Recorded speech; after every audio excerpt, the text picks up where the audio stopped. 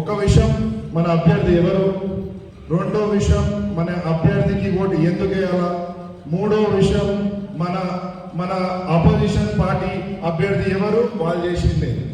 మొట్టమొదటిగా మన అభ్యర్థి ఈరోజు ఆల్ఫోర్స్ నరేందర్ రెడ్డి.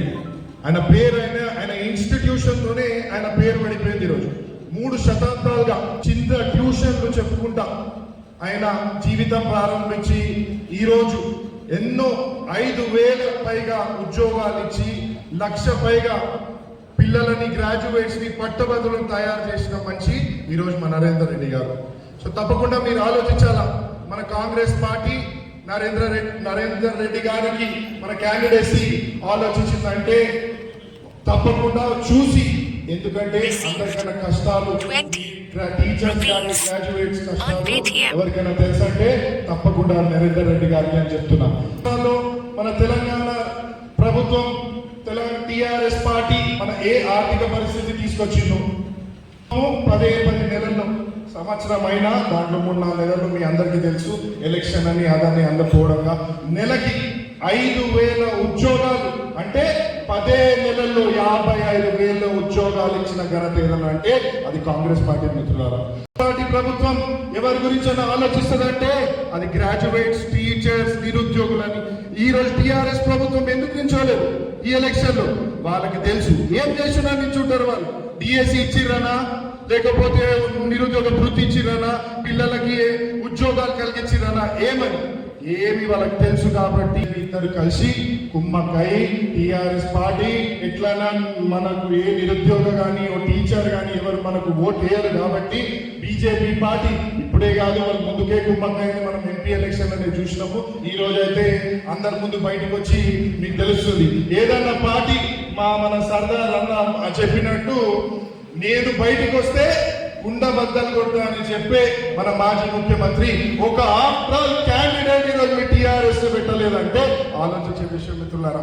సో తప్పకుండా మీరు ఆలోచించాలా, ఎక్కడ మన నరేందర్ రెడ్డి గారు, ఎక్కడ ఈ బీజేపీ పార్టీ. బీజేపీ పార్టీలో ఏమిచ్చింది బీజేపీ పార్టీ?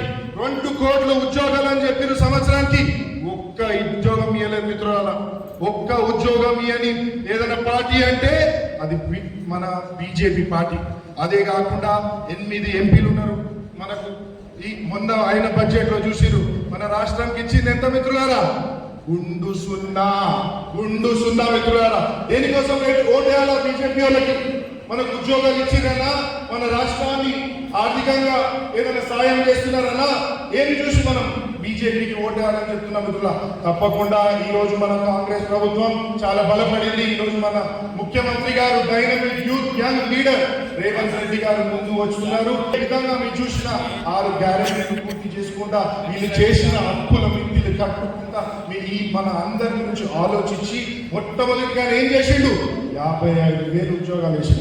ఎప్పుడు తప్పకుండా ఆలోచించేది మన యువకులకి, టీచర్స్ కి, ఇదందరికీ తప్పకుండా తెలియదు. మీరే కాకుండా మీ మిత్రులకి, మీ గ్రాడ్యుయేట్ సోదరులకి, ఆయనకు టైం లేక మనకు చాలా పెద్ద మన ఐదాసి మిత్రులారా, ఇది చాలా అవసరం మనకు. ఎందుకంటే రేపు పొద్దున వచ్చిన స్థానిక ఎలక్షన్లో ఏదున్నా ఇది మీకు ఎఫెక్ట్ పడే ఈ ఛాన్సెస్ ఉంటాయి. సో తప్పకుండా మీరు ఆలోచించాలా. తప్పకుండా నరేంద్ర రెడ్డి గారు మనం ముందుకు వచ్చి తప్పకుండా భారీ మెజారిటీగా గెలుస్తారు. మన దగ్గర 3,600 చిల్లర ఓట్లు ఉన్నాయన్నా తప్పకుండా 90% మన నరేందర్ రెడ్డి గారికి వేసి కాంగ్రెస్ పార్టీని గెలిపించుకోవాలని కోరుతూ మళ్ళీ నాకు ఈ అవకాశం ఇచ్చిన